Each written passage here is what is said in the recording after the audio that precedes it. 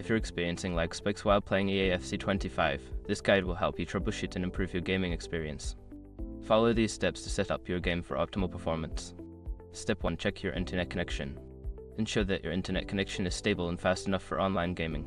Use a wired connection if possible, as it typically provides a more reliable signal than Wi-Fi.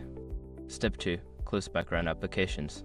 Before launching the game, close any unnecessary applications running in the background.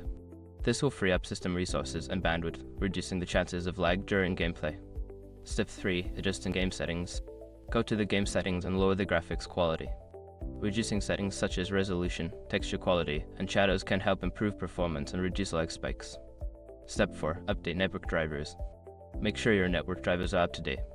Visit the manufacturer's website for your network app and download the latest drivers to ensure optimal performance. Step 5. Optimize router settings. Access your router settings and enable quality of service QoS to prioritize gaming traffic.